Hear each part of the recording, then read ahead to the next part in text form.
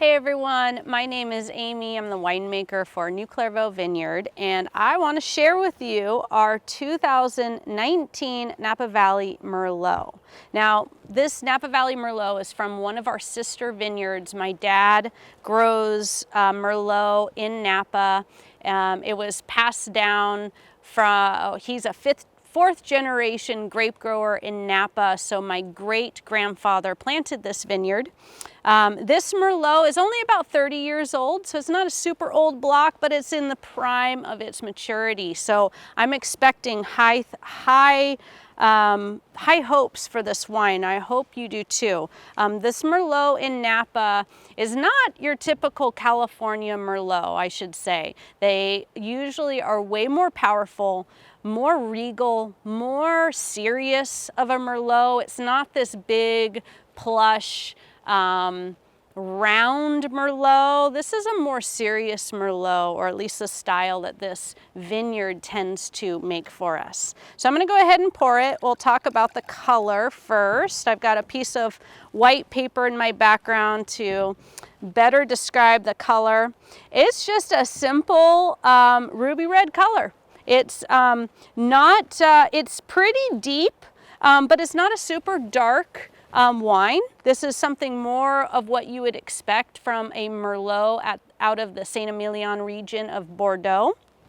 I'm going to go ahead and open up the bouquet. So yes, I can smell the seriousness of it. It's not all fruit.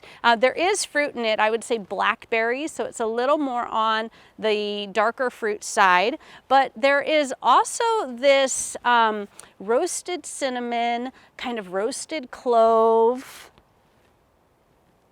It's got this earth, this dried leaves kind of aroma.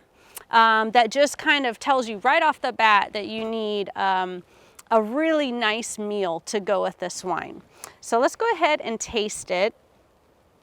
And when I say nice meal, I'm thinking a steak, something that is kind of meaty because of that earthy kind of dried leaf aroma. I think something that's a little meaty would be really good for this wine.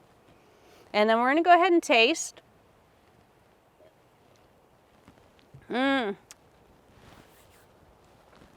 Wow. Okay, so it's bone dry. It's got some tannins. It's got some backbone. That steak idea would be perfect on the finish of this wine because the saltiness in that steak and the fat that's in that steak will help balance out those tannins and smooth them out and make the meal even juicier. So this is definitely a steak wine, and yeah, I think it's lovely. You can age it if you want those tannins to mellow out. This is one that would be fully something you could lay down for 10 years and you're still going to enjoy it in 10 years. It's got good acidity, enough to withstand that type of aging, and those tannins and the tertiary flavors that you're going to get with some bottle aging will go a long ways for you. So I hope those are some good suggestions, and I hope you enjoy this wine.